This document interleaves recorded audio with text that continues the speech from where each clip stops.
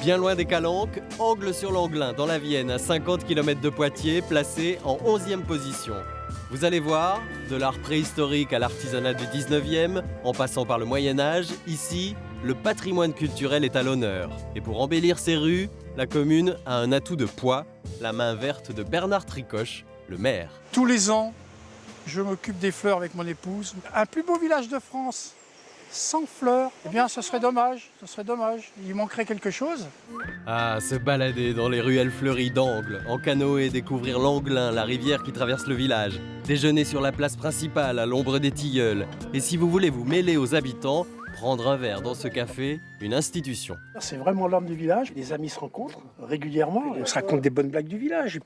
Et puis souvent, j'en connais une nouvelle, quoi. Bernard est né ici. Son père, c'était le boucher d'Angles. Tous ses souvenirs sont ici. Cette maison est ma maison natale. C'est là où mes parents ont élevé leurs 7 gosses. C'est là que j'ai appris à faire du vélo. C'est là que j'ai appris à jouer aux billes, d'ailleurs. Bambin, Bernard a dû jouer au chevalier au pied de cette forteresse construite du Xe au XVIe siècle. C'est le joyau d'Angles. Quand on parle d'Angles sur l'Anglin, c'est avant tout le château. Parce qu'il est très imposant par rapport à la dimension du village. Et en plus, sur son promontoire, on ne peut pas ne pas le remarquer. D'autres ont remarqué la beauté de ces pierres bien avant Bernard. À la Révolution, ce château a été déclaré carrière publique. Les gens sont venus se servir, prendre des pierres pour leur maison. Difficile de résister au temps dans ces conditions. Un peu plus loin sur la commune, un site a su traverser les siècles avec plus de réussite. J'ai la clé du trésor caché d'Angles-sur-l'Anglin. Geneviève Pinson est la conservatrice du Roc aux Sorciers. Elle nous ouvre les portes de ce site paléolithique unique au monde. Regardez bien ces sculptures animalières, elles datent de 15 000 ans. Lorsque je viens ici, ça me prend vraiment au trip, quoi. Les Magdaléniens, comme on les appelle, les hommes de Cro-Magnon de cette époque-là, venaient se rassembler. Et là, on pouvait passer des moments très conviviaux, en groupe. Des moments conviviaux, les 400 Anglois et Angloises en partagent encore au quotidien.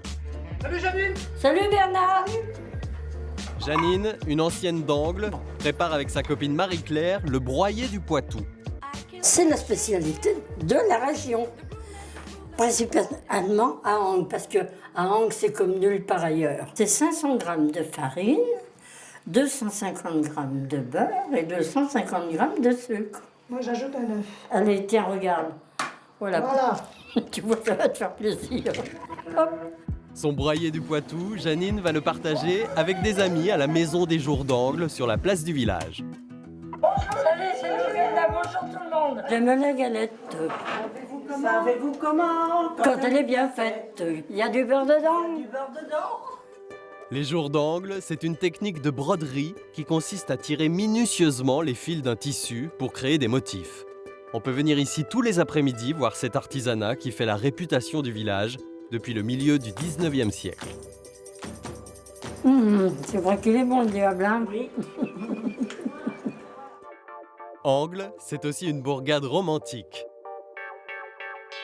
Bernard et sa femme aiment se rendre à la Huchecorne. D'ici, le panorama est grandiose et ça donne des idées.